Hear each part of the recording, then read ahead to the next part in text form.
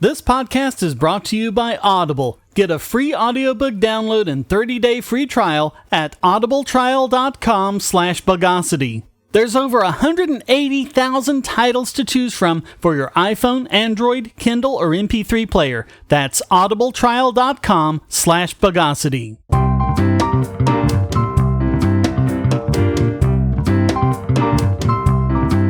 Welcome to the Bogosity podcast for Independence Day 2016, the podcast that lets it all hang out.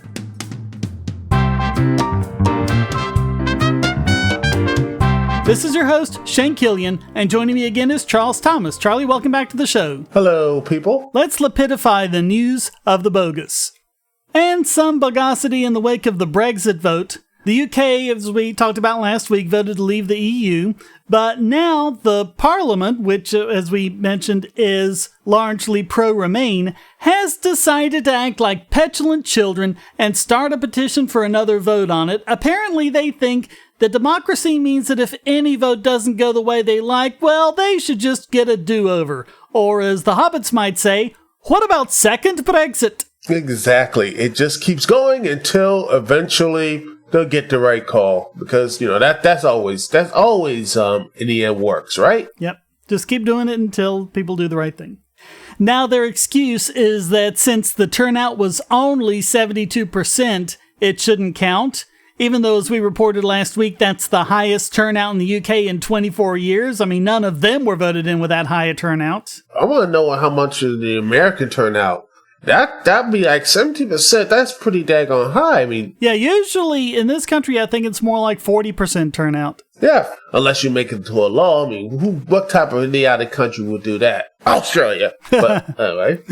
So anyway, Parliament created this poll and it got millions of votes, and the BBC reported on it completely credulously. See, there are all these people who want to do the vote again. But guess what? Pretty much all of those votes were from 4chan bots. Oh, 4chan. Well, every time you hear stories like this, or how, like, someone's pranking or doing something horrible, it usually leads back to 4chan. Yeah, I think they just serve as a good reminder that you can't take anything on the internet seriously, because it's really easy to mobilize the trolls. Oh, you have no idea. So Heat Street apparently was one of the first ones to figure this out, and Louise Mensch writes, quote, "The BBC's desperate shilling for Remain will come under increasing scrutiny as we exclusively reveal that the supposed popular petition for a second referendum, wholly illegal and unworkable and unprecedented in British history, is a prank by 4chan. The BBC, the UK's national broadcaster, gleefully reported as real with no basic journalistic checks, an online petition that appeared to be growing at a colossal rate. By 1:30 p.m. it was one of the fastest growing petitions in history, so fast in fact that somebody should have checked for bots and scripts.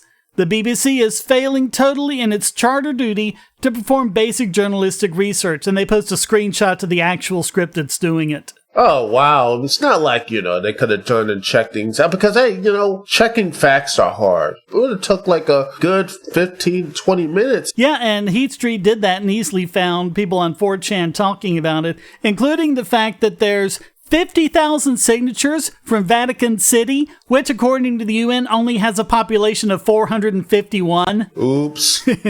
Or lots of people from North Korea. Yeah. Yeah, well, we were talking about that back in the Sony hack. Oh, it must be North Koreans. Look at the IP address. Come on. I mean, anyone can get a botnet in North Korea. That's easy. Yeah. Quote, "We can post screenshots of the code 4chan and Anonymous are using to hack Parliament's petition. Why couldn't the BBC or Parliament's IT services Google the thing themselves? It was not, as suggested, people from outside the UK signing. It was simple hacker scripts." Because, again, it fits the narrative. They're all like, see, the people don't want to have it back. Well, and they also had like this Google search. What was it? What will Brexit mean for leaving the EU or something like that? But if you actually looked at the statistics, like the day before, the point they were doing it from, there was like 50 people searching for that, and then the next day after the vote, it was like a couple thousand,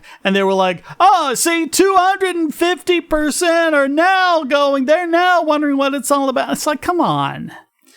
So they had set up the scripts and bots to add fake names and all sorts of unlikely addresses in Ghana and places like that. And of course, people took to the Twitterverse to point all this out, and Chris Mason of the BBC tweeted that he was just reporting the facts, and they have screenshots of these tweets. Libertarian Rebel responded, "Are you reporting facts? Petition increasing via overseas votes and scripts," and including the screenshot. Yeah. So, you know what I love when we started going earlier? It says, quote, "Nice to see 13,000 French are petitioning the British government to have a referendum." Yeah. Yeah, and others pointing out that the BBC was still reporting the petition as genuine long after the rest of the internet had figured out it was fraudulent. Yeah. And then other outlets other than the BBC said that the petition may have been manipulated. Gee, you think? Yeah, they all slow the uptake.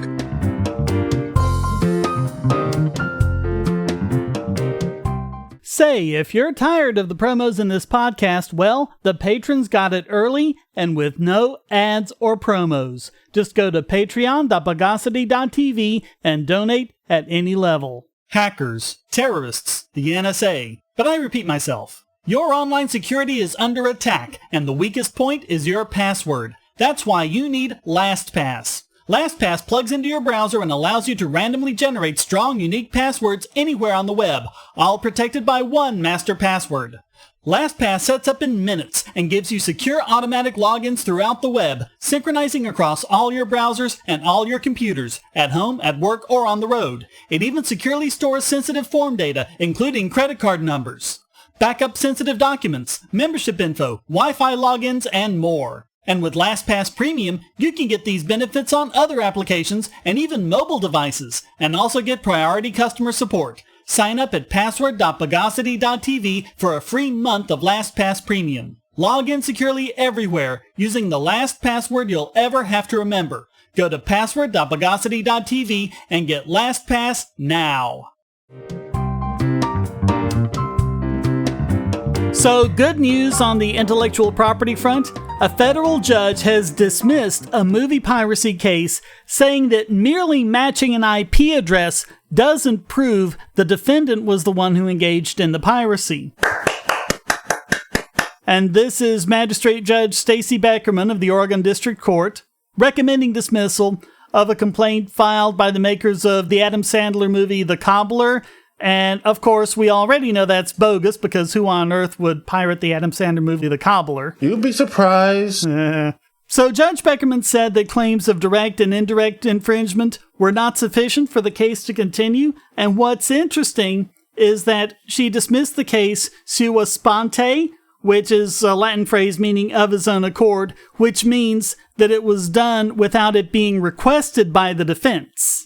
So, I mean, this is happening more and more. I think judges are just getting kind of fed up with this and saying, look, I got a clogged up docket, come back when you actually have something. Yeah, but they won't stop trying because they're leading toward, putting it our way. They're going with this direction. It gives me hope that, maybe they'll put in the Supreme Court that we can actually get some really good reforms in the entire IP. And just because you do a review or maybe even do something with a movie, that doesn't mean jail time or you're stealing the film. So Beckerman wrote, quote, "The only facts plaintiff pleads in support of its allegation that Gonzalez is the infringer," and this is Thomas Gonzalez, "is that he is the subscriber of the IP address used to download or distribute the movie, and that he was sent notices of infringing activity to which he did not respond.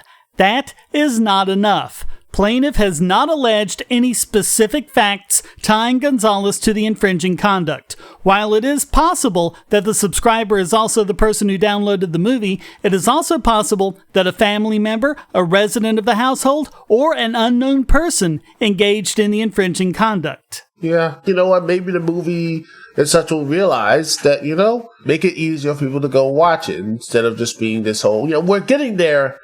We're slowly getting there with stuff like Amazon, Hulu, Netflix, and all these other outlets that you can go online. Yeah, we've got PlayStation View now. They added it on Roku and Android, and we're loving that. Yeah. And the idea of someone else actually being the infringer is, actually pretty plausible when you consider that Gonzalez operates an adult foster care home and he let everyone there have access to the internet. Not only were the filmmakers aware of that, their counsel admitted that any of those guests could have been the one who actually downloaded the film. So why did Jay bring him out to the whole crazy thing? Because it's making this whole thing pointless. So Judge Beckerman wrote, quote, "Based on the facts alleged in the first amended complaint, Gonzalez is but one of many possible infringers, and plaintiff's allegation that Gonzalez is the infringer is just a guess. Plausible does not mean certain, but it does mean likely, and plaintiff has not pled sufficient facts to support its allegation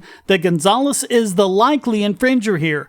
Accordingly, the district judge should dismiss plaintiff's claim for copyright infringement." Well, they should, and hopefully this will end here, but, well, they're going to keep going to the court after court until they get to the right answer. Yeah, but hopefully more and more judges are going to be doing this, and so they're going to hopefully realize one day that it's fruitless.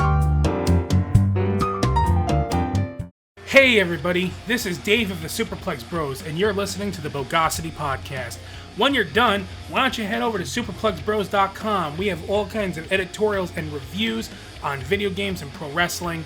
We're also currently hosting a major project called the Superplex Pokemon League, and we're about to go into our 3rd season. We just had our actual draft, and we're going over all of the teams and their draft picks.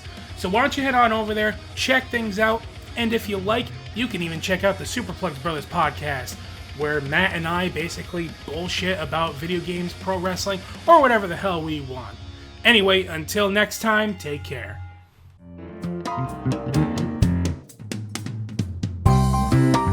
And now some bad news. A federal judge has said that the FBI does not need a warrant to hack your computer. Oh, wow. And this has to do with that child porn site Playpen that the FBI ran on the dark web. And they put malware on visitors' computers to expose their true IP address and arrested people on that basis. Senior United States District Court Judge Henry Koch Morgan Jr. ruled that this is totes okay. Quote, "The court finds that no Fourth Amendment violation occurred here because the government did not need a warrant to capture the defendant's IP address," and he also added that they didn't need a warrant to get other information from his computer either. And we've talked about this before. This is that NIT, Network Investigative Technique. In other words, a hacking tool or malware. You know, we covered before about how, yes, it's absolutely malware. That's the one thing people hammer. Like, where's the due process? Yeah. There is no due process anymore.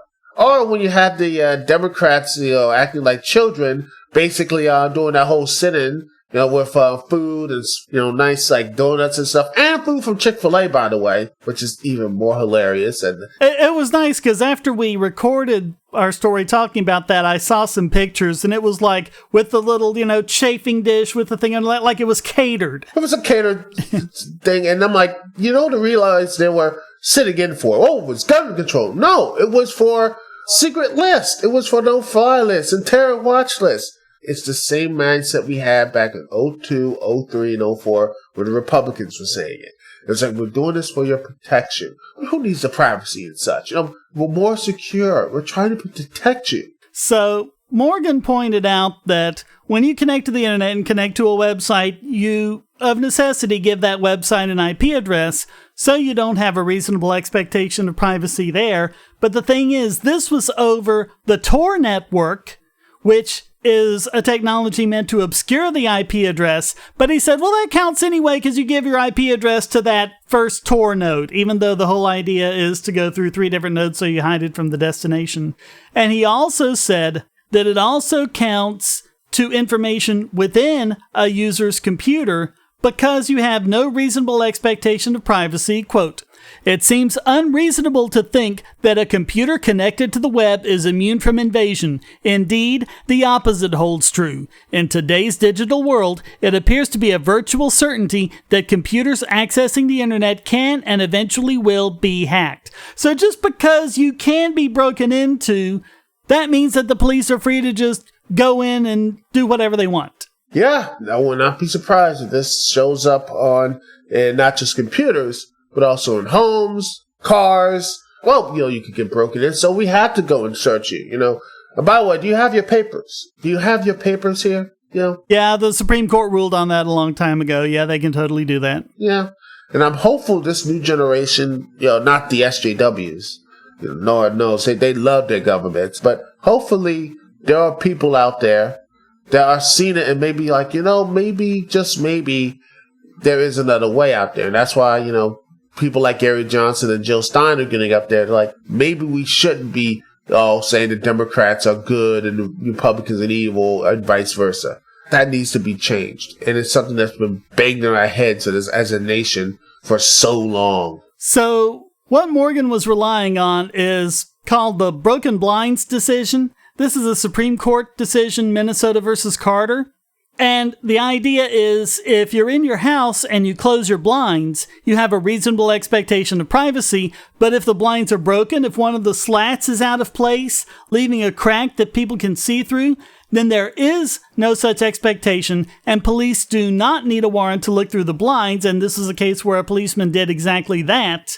But what we're talking about is the FBI specifically putting malware on your computer, so Morgan is saying that this still applies even when the FBI broke the blinds themselves. Again, people are acceptable. They accept this, and they're like, well, they're just doing their jobs. I'm like, you realize that their jobs now are basically break into your home. Again, it's just the same old garbage we've been fed for so long. Why are you so hating on those police officers? I mean, yes, the police have good people. And I understand you want to make sure you get the criminals and bad people and such. But with laws like these, there are unintended consequences that most people don't understand. No one understands that. They never do. So, Mark Remold, senior staff attorney at the Electronic Frontier Foundation, lambasted the decision in a blog post, quote, "The malware located certain identifying information, e.g. MAC address, operating system, the computer's host name, etc., on the attacked computer and sent that information back to the FBI. There are hundreds of prosecutions pending across the country stemming from this investigation. Courts overseeing these cases have struggled to apply traditional rules of criminal procedure and constitutional law to the technology at issue. EFF filed an amicus brief in this very case, arguing that the FBI's investigation ran afoul of the Fourth Amendment. The brief, unfortunately, did not have the intended effect. The implications for the decision, if upheld, are staggering. Law enforcement would be free to remotely search and seize information from your computer without a warrant, without probable cause, or without any suspicion at all. To say the least, the decision is bad news for privacy, but it's also incorrect as a matter of law, and we expect there is little chance it would hold up on appeal. But the decision underscores a broader trend in these cases. Courts across the country, faced with unfamiliar technology and unsympathetic defendants, are issuing decisions that threaten everyone's rights." That's all that needs to be said, right there.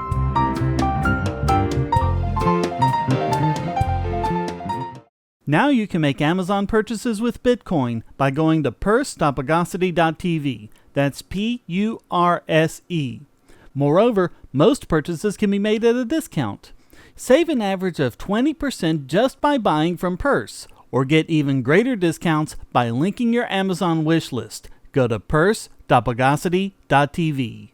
Bogosity.tv is a participant in the Amazon Services LLC Associates program, an affiliate advertising program designed to provide a means for sites to earn advertising fees by advertising and linking to Amazon.com. Just clear your cookies and go to amazon.bogosity.tv, or check the right-hand side of the podcast page for Amazon's best deals, including the deal of the day and limited-time lightning deals on all sorts of great products. So next time you buy online, go to amazon.bogosity.tv.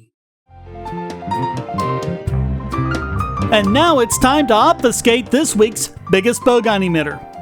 And Hillary Clinton racks up another one as she runs for George W. Bush's fifth term because she released her broadband and encryption policy, and it's pretty much as bad as you'd expect. Here's Carl Bode writing for TechDirt, quote, "Hillary Clinton's tech policy has been released, and it includes some new potentially hollow broadband promises, a pledge to continue defending the FCC's net neutrality rules from telecom industry attack, some feel-good commentary on the sharing and innovation economies, and continued support for the candidate's absurd war on encryption." But feel-good commentary, Shane. That counts for something, right? Yeah, and she's talking about defending from telecom industry attack. You mean like Time Warner, who is Hillary's 11th top donor according to Open Secrets, or AT&T and Comcast, whose CEOs Jim Ciccone and David Cohen respectively have both endorsed Hillary, in addition to 3 Verizon vice presidents? Yeah, I really believe she's fighting the telcos here.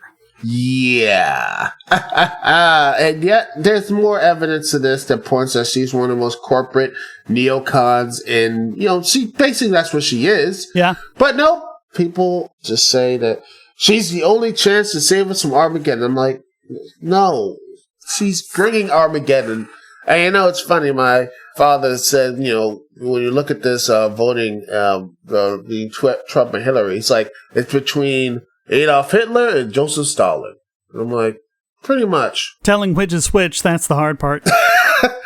Yeah, we've talked about that before, and he even says in this article that Ciccone's support is curious, but it isn't if you understand what's actually going on with net neutrality, and that's one of the things that kind of bugs me about Tech Dirt, is that they're all big on the net neutrality, even though they understand, all the issues with government regulating the internet and the importance of competition and things like that. So, I think it's just maybe a pragmatic view. Like, we understand it's screw up, but this is the only type of defense we have from some companies, taking advantage or something like that. That's maybe they're looking at the pragmatic view.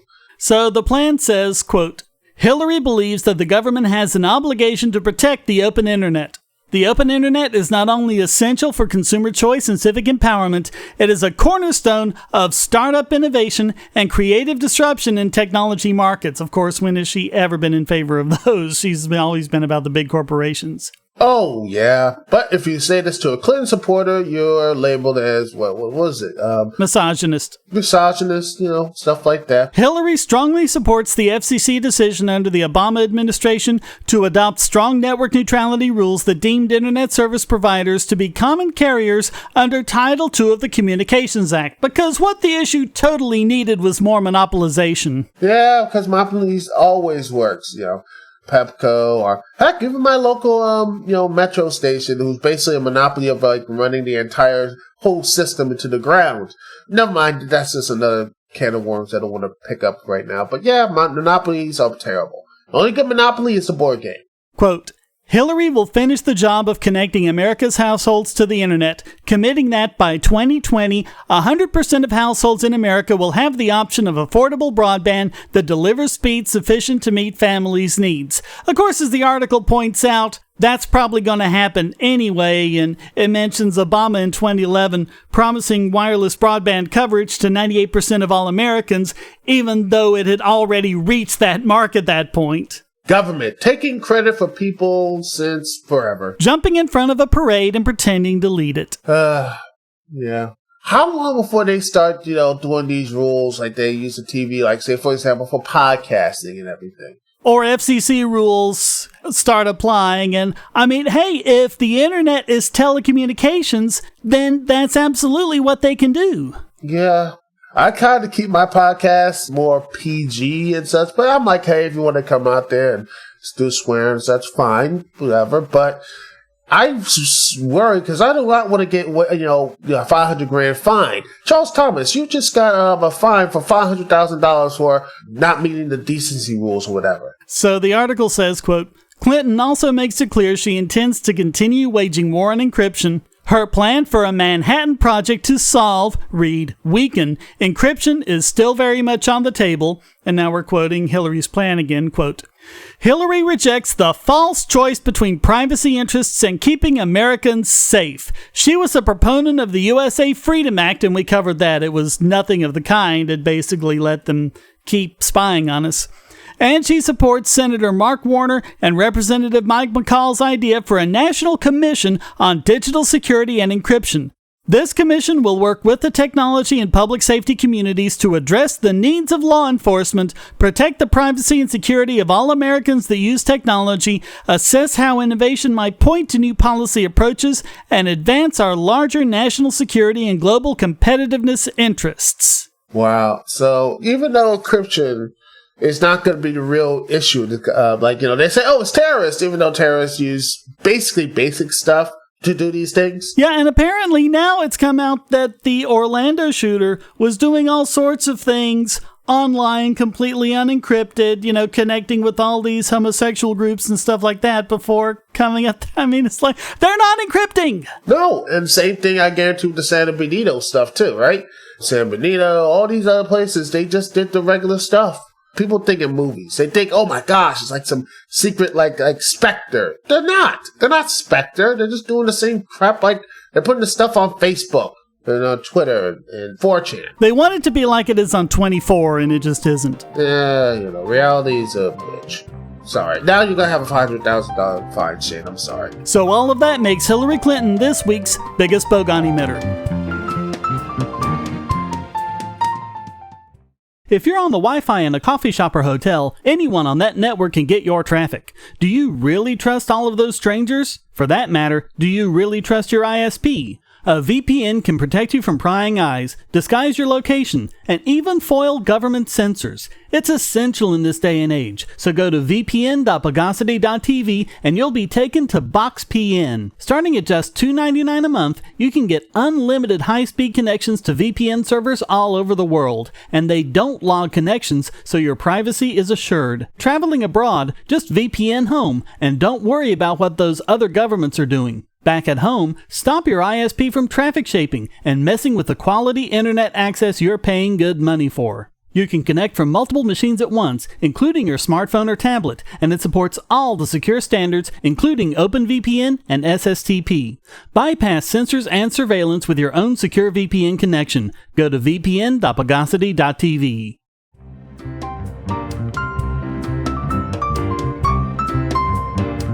And now let's deauthorize this week's Idiot Extraordinaire.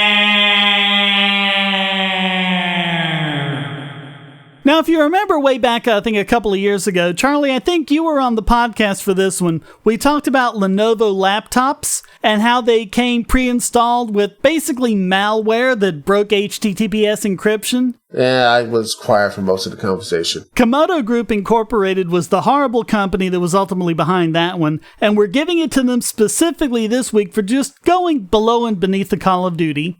First, let's do a quick review of the terrible things Comodo has done. 6 years ago, they responded to Symantec's evaluation of Comodo's antivirus software. So Comodo responded by challenging them to a public demonstration instead of doing what Symantec said to do and just have their product independently tested. The one of the Lenovo laptops was a product called PrivDog. Supposedly it protected against malicious advertising, but really it enabled man-in-the-middle attacks. And Microsoft has also exposed the fact that Comodo has issued trusted certificates to known malware. This time it has to do with something else we've talked about, Let's Encrypt, which is an effort to make HTTPS encryption universal on all websites. Well, guess what? Comodo is trying to stop them by filing a bogus trademark claim. Oh, wow. Because encrypting is totally copyrighted, right? I mean, hey, it hadn't stopped people doing that from like Candy Crush Saga, they want to trademark Saga, or, having one person try to copyright the dance from the electric slide. I'm not kidding you. It actually happened. They actually have people, this one person was actually trying to trademark it and actually flagged and took down videos on YouTube saying it didn't do the dance correctly. I'm like, oh, jeez. So Josh Oss, the executive director of the Internet Security Research Group, which is the amalgamation of groups that are behind Let's Encrypt, and it's got the Linux Foundation, the Mozilla Foundation, the EFF, all sorts of others. Well, he wrote in a blog post, quote, Comodo Group Incorporated is attempting to register at least 3 trademarks for the term Let's Encrypt for a variety of CA-related services. These trademark applications were filed long after the ISRG started using the name Let's Encrypt publicly in November of 2014, and despite the fact Comodo's intent to use trademark filings acknowledged that it has never used Let's Encrypt as a brand. We've forged relationships with millions of websites and users under the name Let's Encrypt, furthering our mission to make encryption free, easy and accessible to everyone. We've also worked hard to build our unique identity within the community and make that identity a reliable indicator of quality. We take it very seriously when we see the potential for our users to be confused, or worse, the potential for a third party to damage the trust our users have placed in us by intentionally creating such confusion. By attempting to register trademarks for our name, Comodo is actively attempting to do just that. We are clearly the first and senior user of Let's Encrypt in relation to internet security, including SSL TLS certificates, both in terms of length of use and in terms of the widespread public association of that brand within our organization. We will vigorously defend the Let's Encrypt brand we've worked so hard to build. We urge Comodo to do the right thing and abandon its Let's Encrypt trademark applications so we can focus all of our energy on improving the web. Yeah, and I understand the idea of IP and saying you want to make sure to protect the property and make sure that these certain words that you own so you get some money and such like that. But when you see like people doing this, registering these words that stop businesses, that stops innovation. This is evidence to prove that theory. And yet people will be like, well, that's just one case. We keep, it's the same case I taught previous before.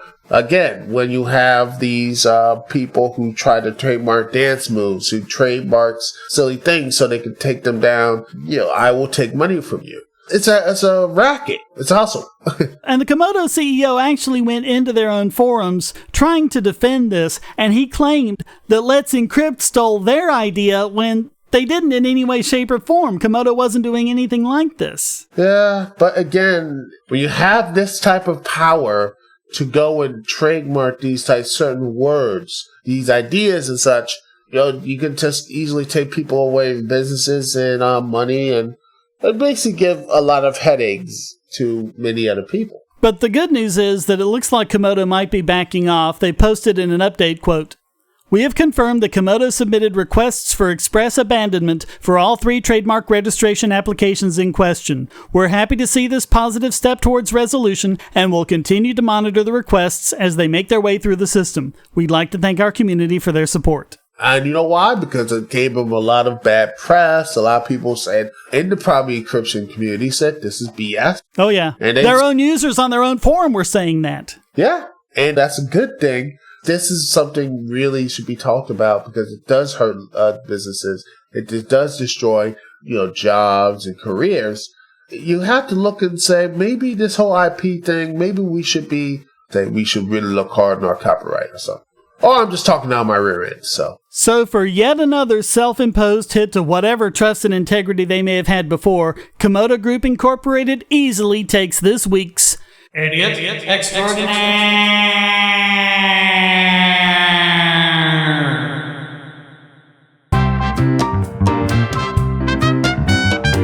Well, that wraps up this Where Did You Get That Lovely Spatula edition of the Bogosity podcast. Come join the discussion at forum.bogosity.tv and feel free to join in by sending a question, statement, news article, or rant in text or audio to podcast@bogosity.tv.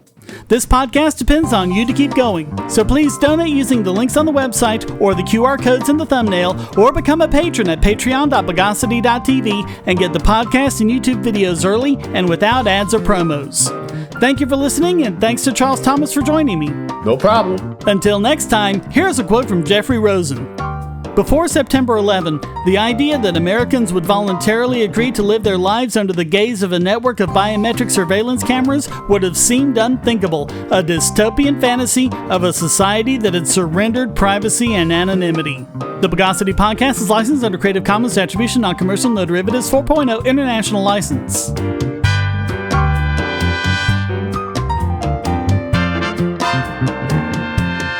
Bogosity.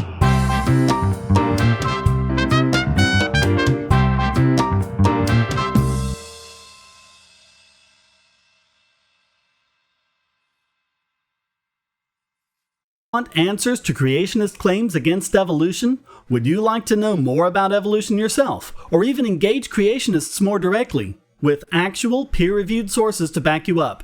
My book, How Evolution is Scientific, is designed to show the basics of evolutionary theory and how it is so well supported using the scientific method. It's impeccably sourced, with references to the actual scientific material, and is arranged using the creationists' own criteria of what is scientific. Using their own arguments against them, see how evolution is scientific, but creationism is not, based on observations, accurate predictions, logic, and evidence. Get answers to common creationist claims, and even a primer on abiogenesis, the start of all life. It's all in my book, How Evolution is Scientific, available at Amazon and on Kindle, EPUB, and PDF as well. Get How Evolution is Scientific and never be taken in by creationists again.